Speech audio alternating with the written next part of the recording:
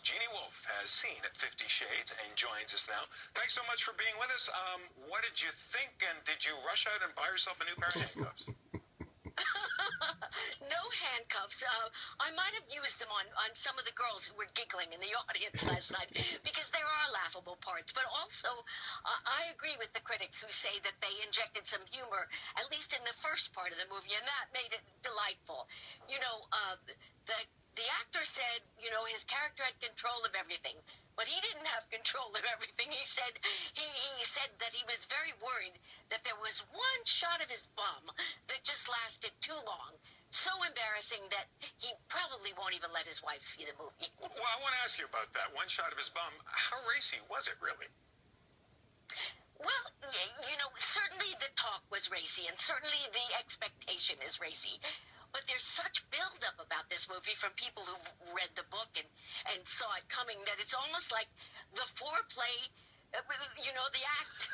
You know, there's lots of nudity. We see Dakota's breasts, but it's beautifully displayed. I agree that it's very artistically done, and we see plenty of his chest.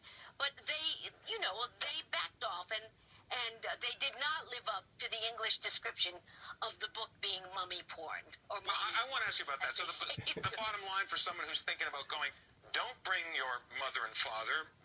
Maybe don't go on a first date, and what?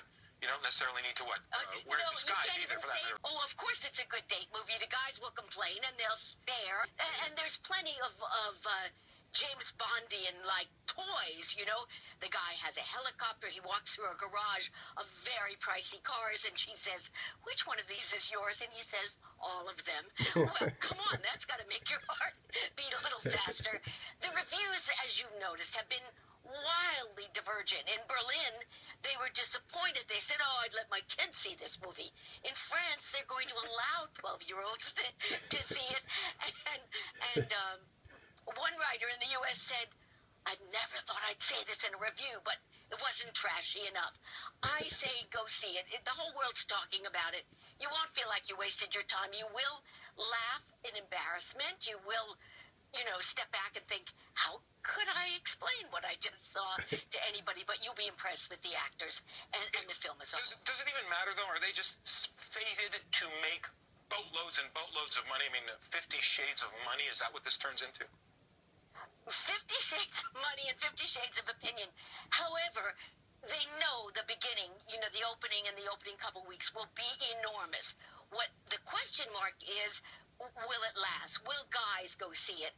Will people who didn't read the book go see it?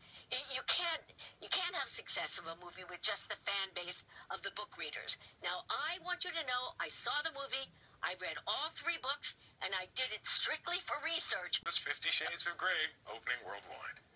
This has been 50 Shades of the World right now. Thanks for joining us. Quest.